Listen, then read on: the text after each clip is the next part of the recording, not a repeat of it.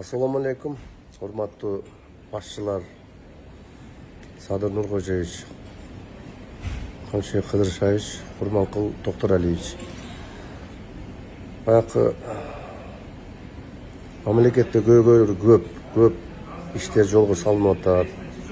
Biz Kırgızstan'da bir maşeniklerin өлкөсү болуп калган экен да. Bir жака учуп аткан болсо, мына Кыргызстандын жарандары 700 сом, 1000 сом машинеден штраф болуп калса, ал билетти 50 миңге алабы, мисалы араб өлкөлөрүнө 100 миңге алабы, же Южный Кореяга кетип атабы. Кайсы жака кетип аткан болсо, сиздин штрафыңыз бар экен деп өткөрбөй коет экен да. Кече жакында бир аксакал 102 миңге күйдүм дейт. Элементарный нерсе мындай, биз жардам берет элем мен мына жараткан ыраазычылык үчүнчү. Аз дагы келсем 1-2 болуп турат. Аскер кызматкерин тарткан уруксат эмес деп тарттырбады. Элементарный нерсе да ушуну компьютерлештирип койсо болот да, система кылыпчы.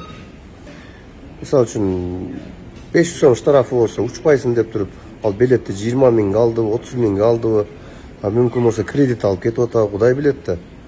Ушуну бир күндө жолго салып койсо болот да.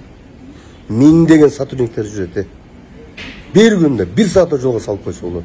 Биз эми менеджербиз, уюштурабыз любой нерсени-чи. Заканчивается посадка на рейс номер 2456 авиакомпании Россия. Шуну жолго салып койсоңуздар, тез аран ичинде. Şu маселени көтөрөйүн дедим эле. Шуну сураштырып, караштырып, жолго салып койсоңуздар.